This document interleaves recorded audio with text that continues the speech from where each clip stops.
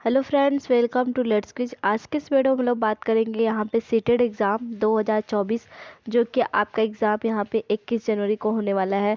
तो दोस्तों यहाँ पे आपको पता है यहाँ पे शाम 7 बजे की डेली क्लासेस होती है। ईवीएस की एनसीईआरटी अभी आपको वन लाइनर में क्वेश्चन सारी चीज़ें कराई जा रही है, क्वेश्चन नहीं थ्योरी कराई जा रही है। इसके बाद नेक्स्ट मंथ से आपको यहाँ पे क्वेश्चन देखने को मिलेगा। तो दोस्तों आपको ये वीडियो अपने दोस्तों तक ज़रूर शेयर करिएगा, क्योंकि ये सारे जो सेशन मैंने यहाँ पे शाम 7 बजे क्लासेस होती है, सारी ईवीएस की एनसीईआरटी की लाइन रहती है। तो प्लीज़ दोस्तों इसको वीडियो को स्किप मत करिएगा, अपने दोस्तों के पास ज़रूर शेयर करिएगा। और चैनल पे नए हैं तो प्लीज़ चैनल को like and subscribe, bell icon press कर दीजिएगा, ठीक है। तो दोस्तों चलिए हम लोग स्टार्ट करते हैं। यहाँ पे आज का पहला हमारा टॉपिक क्या है कि कुत्ते पे क्या टॉपिक बनता है कि हमारे स्टेटमेंट में सबसे ज़्यादा कुत्ता से क्या क्वेश्चन पूछा जाता है, ठीक है। तो पहला पॉइंट ये है कि कुत्तों की गलियों में अपनी जगह बटी हुई होती हैं। तो क्या कहता है यहाँ पे एनसीईआरटी की लाइन, जो उनका गली होता है मतलब उनका मोहल्ला, एक प्रकार का उनका गांव, ठीक। इसके बाद यहाँ पे क्या होता है, सारे कुत्तों में देखते हैं कि अभी देखिए अभी क्वेश्चन में कि एक कुत्ते को देखकर सारे कुत्ते दौड़ के भागने लगते हैं, क्यों? ये सारी चीज़ें यहाँ पे आपको पता चल जाएगा कि ऐसा क्यों होता है। तो यहाँ पे बात करते हैं, यहाँ पे जो कुत्तों की गलियाँ होती है अपनी अपनी जगह में उनकी बटी होती है कि मतलब तुम इस शहर में इस गांव में रहोगे, हम लोग इस गांव में रहेंगे, या फिर तुम इस गली में रहोगे, हम इस गली में रहेंगे, न तुम्हारे गली में हम आएंगे ना हम तुम्हारे गली में आएंगे। इस तरीके से उनमें ये होता है, बटा हुआ होता है। फिर इसके बाद देखिए, एक कुत्ता दूसरे कुत्ते के मल मूत्र की गंध से ही जान लेता है कि वो किस इलाके के बाहर का उसके इलाके के बाहर का कुत्ता आया था। तो यहाँ पे देखिए, अगर कोई भी कुत्ता आ जाता है तो उसके जो मल मूत्र होता है उस वहाँ के जो इलाके का कुत्ता होता है वो पहचान जाता है कि ये तो हमारे इलाके का कुत्ता नहीं है, ये दूसरे के इलाके का है। और इसके बाद सारे अपने एक प्रकार का आवाज़ निकालता है, अपने साथियों को बुलाता है, और फिर एक ही कुत्ते के पीछे बहुत सारे कुत्ते दौड़ने लगते हैं और उस अपने गली से या अपने गांव से उसे निकाल कर ही मानते हैं। तो ये रही बात यहाँ पे कुत्तों के बारे में, जो कि एनसीईआरटी में लिखा हुआ है कि क्या इनके चीज़ें हैं।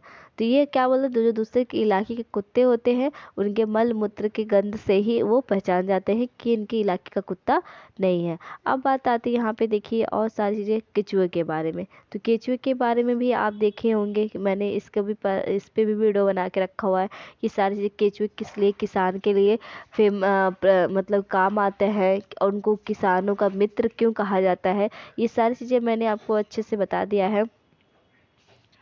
देखिए पहला क्या है, देखिए यहाँ पे केचुए के बारे में पहला पॉइंट कि केचुए जमीन में छेद बनाकर मिट्टी को मुलायम कर देते हैं। जमीन को इन छेदों से हवा और पानी मिल जाता है। क्या होता है, जिस जमीन ऐसे इस तरीके से इनका एक फील्ड होता है और जमीन में अगर पानी उन्हें डाल दिया या फिर जमीन बंजर है, लेकिन ये क्या करते हैं, ये मिट्टी को ही खाते हैं। तो ये मिट्टी को ही क्या करते हैं, उसमें छेद बनाकर अंदर चले जाते हैं। इस तरीके से देखिए केंचुए जमीन में छेद बनाकर मिट्टी के मुलायम कर देते हैं, मतलब वो मिट्टी को क्या करते हैं, पोली कर देते हैं। क्या कर देते हैं, ये मिट्टी को पोली कर देते हैं। तो क्या होता है, वो मिट्टी मुलायम हो जाती है, क्योंकि जब भी जमीन से मिट्टी ऊपर और नीचे इस तरीके से हो जाएगी तो क्या होता है, जो जमीन होता है वो क्या होता है, मुलायम और पोली तरीके से हो जाता है। तो उसमें क्या होता है, जो हवा और पानी होता है वो हवा और पानी अच्छे तरीके से वहाँ पे मिलने लगता है, ठीक है। तो ये रही बात है पहला पॉइंट केचुए के बारे में कि ये उनका क्या काम है। फिर इसके बाद क्या बोलते हैं, नेक्स्ट पॉइंट में क्या है कि केचुए मृत पत्तियों और पौधों को खाते हैं। तो यहाँ पे के केचुए क्या करते हैं, जो भी मृत मतलब यहाँ पे देखिए जो पत्तियाँ होती हैं, पत्तियाँ डाल से गिर जाती हैं और सूख जाती हैं इस तरीके से, और पौधों को खाते हैं और उनके मल से ज़मीन उपजाऊ होती है। तो मतलब किस तरीके से इनका क्या होता है, ये जो भी चीज़ खाते हैं वो मिट्टी में ही मिलता है, और वो पत्तियाँ ही अमृत मतलब पत्तियाँ, क्योंकि कंपोस्ट इसे खाद देखें तो वो सारी चीज़ें बनाई जाती हैं। तो वो अगर ज़मीन में मिल जाता है तो वहाँ की जो उर्वरा शक्ति होती है वो बढ़ जाती है।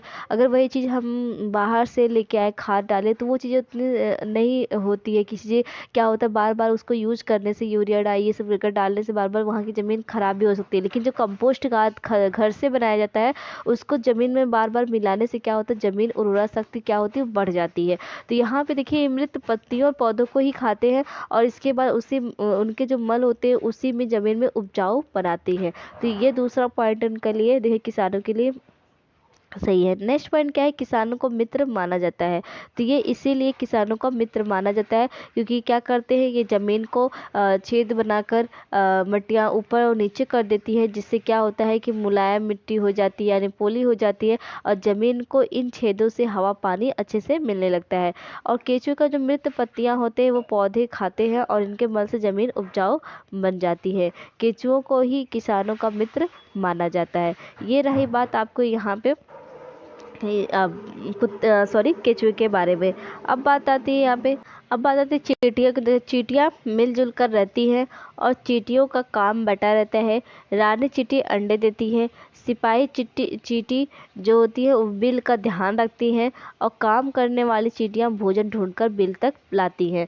तो यहाँ पे देखिए चींटियाँ जो होती है मिलजुल कर काम करती है, लेकिन यहाँ पे चींटियों का भी काम बटा होता है, जिसमें से जो रानी चींटी होती है वो क्या करती है, भाई, तो वो उनका क्या काम है, वो अंडे देती है। जो रानी चींटी होती है वो अंडे देती है और जो सिपाही चींटी होती है क्या करती है, वो बिल का ध्यान रखती है। किसका ध्यान रखती है, वो बिल का ध्यान रखती है। और जो काम करने वाली चींटियाँ होती हैं वो भोजन ढूंढ कर लाने में मदद करती है, मतलब बिल तक पहुँचाती है। तो ये इस तरह के 3 प्रकार की जो कि रानी चींटी होती है, एक सिपाही चींटी होती है और इसके काम करने वाली चींटी होती है। फिर इसके बाद नेक्स्ट पॉइंट क्या है, चींटियां चलते चलते समय जमीन पर कुछ गंध छोड़ती हैं। देखते हैं अभी एनसीईआरटी में लिखा हुआ, जो कि चींटियां इस तरीके से पीछे पीछे पीछे पीछे जाती हैं। वो किस तरीके से जाती हैं, क्योंकि वो इस तरीके से कुछ ना कुछ अपने एनसीईआरटी में लिखा, वो किस प्रकार कोई प्रकार का वहाँ पे गंध छोड़ती है, जिससे क्या होता है, इनकी जो चींटियां होती हैं उनके पीछे पीछे एक दूसरे के पीछे पीछे वो जाती हैं। तो चींटियां चलते समय जमीन पर कुछ गंध ऐसा छोड़ती है जो कि एक चींटी के पीछे दूसरी चींटी चलती जाती है। ठीक, फिर सूंघ कर पीछे जाने वाली, मतलब पीछे आने वाली चींटियों को रास्ता मिल जाता है। तो एक चींटी जाती है और अपने पीछे कुछ न कुछ एक दूसरे के पीछे गंध छोड़ती जाती है, जिससे क्या होती है, इनकी लाइन कतार में रहती है और वो क्या करते हैं कि उनको रास्ता मिल जाता है। इस तरीके से ये चींटियाँ होती हैं। तो चींटियाँ भी आपने देखा कि चींटियाँ 3 प्रकार की होती है, जो कि यहाँ पे एक रानी चींटी होती है, दूसरा एक सिपाही चींटी होती है, इसके बाद यहाँ पे देखिए काम करने वाली चींटी होती है। 3 प्रकार की चींटियाँ होती हैं, आपने देखा। फिर इसके बाद यहाँ पे जो होता है कि चींटियाँ जो अपने पीछे होता है वो कुछ गंध छोड़कर चलती है और इसके बाद वो क्या होता है, कुछ ऐसा गंध छोड़ती है जिससे क्या होता है, वो उसी दूसरी चींटी सूंघ कर उस वही पीछे रास्ता चली, मतलब पीछे उनको रास्ता, चींटियों को रास्ता मिल जाता है और वो एक लाइन की कतार में चलने लगते हैं। अब इसके बाद देखिए दीमक के बारे में क्वेश्चन है जो एनसीईआरटी में पूछा जाता है एग्जाम में।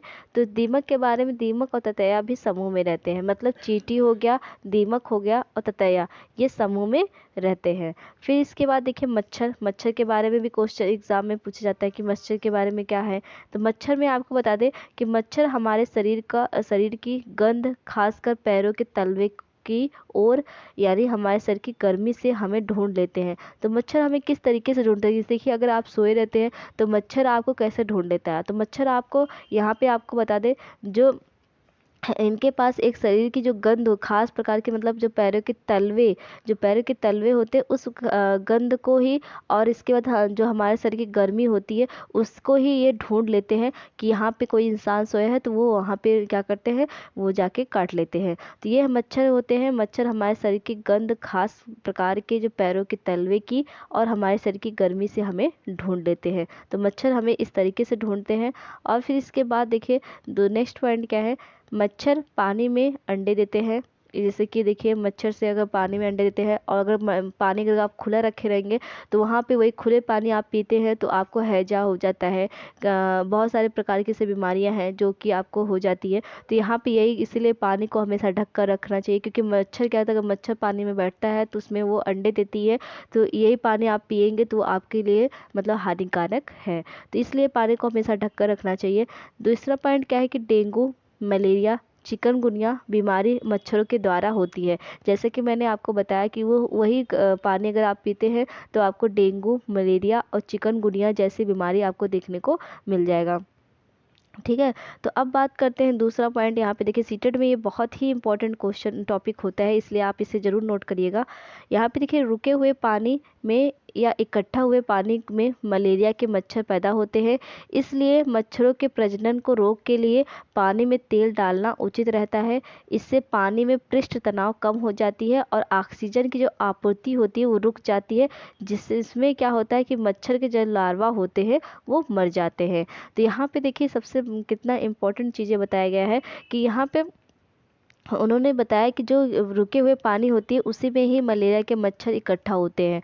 तो क्या करते हैं, अभी देखिए जैसे कि मच्छर आपको गर्मी में भी काटता है, लेकिन उसमें आपको बीमारी मलेरिया की बीमारी जो होती है वो कम देखने को मिलेगा। सबसे ज़्यादा मलेरिया की बीमारी आपको देखने को मिलता है कि अगस्त और सितंबर के महीने में, क्योंकि क्या होता है उसी टाइम बारिश ज़्यादा होने लगती है और बारिश के जो कुछ पानी रहते हैं वो रुक जाते हैं, और रुकने से क्या होता है उससे भी मलेरिया के जो मच्छर होते हैं प्रजनन होते हैं, और उसी से ही क्या होता है कि जब इंसानों को काटता है तो मलेरिया उसी टाइम मलेरिया हो गया, डेंगू हो गया, इस तरीके से बीमारी आपको देखने को मिल जाता है। तो मलेरिया, डेंगू, चिकनगुनिया ये सब क्या हो जो बीमारी है वो मच्छर के ही काटने से आपको देखने को मिलता है। तो यानी इसके रोग के लिए आपको क्या करना चाहिए, इसके रोग के करने के लिए आपको यहाँ पे पानी में तेल डालना उचित रहता है। आप उसमें तेल डाल देंगे, उससे क्या होता है जो उनका पृष्ठ तनाव होता है वो कम हो जाता है, जिससे क्या होता है ऑक्सीजन की जो आपूर्ति है वो रुक जाती है। और रुकने से के कारण क्या होता है, अगर कोई मच्छर उसमें अंडे देता है तो उसके क्या होते हैं जो मतलब जो मच्छर के अंडे को क्या कहते हैं, लार्वा कहते हैं। तो वो क्या करते हैं जब उसमें ऑक्सीजन ही नहीं रहेगा तो उससे क्या होता है कि मच्छर का जो लार्वा होता है वो आसानी से उसमें मर जाता है।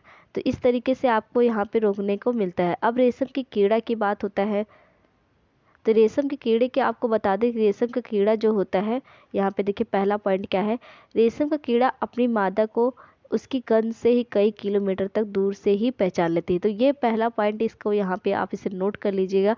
ऐसा कौन सा कीड़ा है जो अपनी मादा को उसकी गंध से कई किलोमीटर दूर से ही पहचान जाता है कि वहाँ हमारे इतने किलोमीटर हमारे वहाँ पे मादा है। ठीक है, तो ये बात रही बात यहाँ पे रेशम की कीड़े के बारे में। पहला पॉइंट आप इसे जरूर नोट करिए। फिर इसके बाद देखिए यहाँ पे देखिए बस रेशम का कीड़ा के बारे में इतना ही बताया गया है, लेकिन आपको बता दें कि जो रेशम का कीड़ा होता है वो शहतूत के पेड़ पर ही पाला जाता है और वहीं से ही रेशम आपको देखने को मिलता है। वहाँ पे सारी चीज़ें मैंने इस पे एक टॉपिक पे वीडियो बना के अच्छे से रखी हुई है, जाके आप मेरे चैनल पे उससे रेशम का कीड़ा वहाँ पे एनसीईआरटी में, वहाँ पे भी एनसीईआरटी मैंने कराया लेकिन विथ एक्सप्लेन के साथ कराया हुआ है।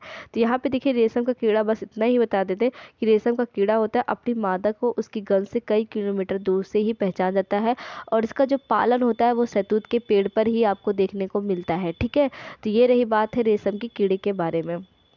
अब बात आती है देखने को मिलता है चूहा। चूहा के बारे में भी पढ़ेंगे। चूहा के बारे में क्या है कि चूहों के बारे में, चूहों को देखने की क्षमता कम होती है और लेकिन इनके सूंघने, छूने और टेस्ट करने की क्षमता अधिक होती है। देखिए मगरमच्छ भी ऐसा होता है कि इनके कान जो होते हैं, मतलब इनके जो छेद होते हैं वो क्या होता है कि मतलब थोड़ा होता है, लेकिन इनको दिखाई नहीं देता है। तो इस तरीके से इनके मतलब देखने की क्षमता कम होती है। ये भी मगरमच्छ के ही जैसे होते हैं, लेकिन इनके सूंघने और छूने और टेस्ट करने की क्षमता बहुत अधिक होती है। इनके भी देखिए बहुत अभी क्वेश्चन में पूछा जाता है कि किनके दांत अधिक बढ़ते रहते, तो इनके भी दांत बढ़ते हैं, लेकिन इनके दांत कुछ लिमिट तक बढ़ते हैं, लेकिन गिलहरी के दांत हमेशा बढ़ते रहते हैं, इसलिए चीज़ों को वो कुतरते रहते हैं। तो यहाँ पे एनसीईआरटी में सबसे ज़्यादा दांत बढ़ने को दिया गया है गिलहरी। अगर गिलहरी ऑप्शन में न रहे तो यहाँ पे आप चूहा को लगा सकते हैं। ठीक है, तो ये रही बात आपको चूहा। अब आती है यहाँ पे देखो पक्षियों के बारे में, मैंने एनिमल के बारे में जिससे जितना भी आपके सीटेड एग्जाम में पूछा जाता है मैंने सब टॉपिक आपको करा दिया। रेशम का कीड़ा, चूहा, फिर इसके बाद मैंने आपको मच्छर के बारे में कराया। फिर इसके बाद आपको देखने को मिलता है यहाँ पे मैंने आपको देखिए यहाँ पे चींटियाँ हो गया, इसके बाद केचुए, सब कुछ मैंने आपको यहाँ पे करा दिया गया है कि सारी चीज़ें एनिमल में आपके सीटेट में एग्जाम में पूछा जाता है। सब टॉपिक मैंने आपको यहाँ पे करा दिया। अब आती है यहाँ पे पक्षियों के बारे में, जो कि हम नेक्स्ट वीडियो में बात करेंगे। यहाँ पे देखिए पक्षी से नए वीडियो में साथ नए टॉपिक से, तो यहाँ पे सारी चीज़ें कराई जाएगी। ठीक है, तो मिलते हैं हम लोग नेक्स्ट वीडियो में। Thank you for watch video.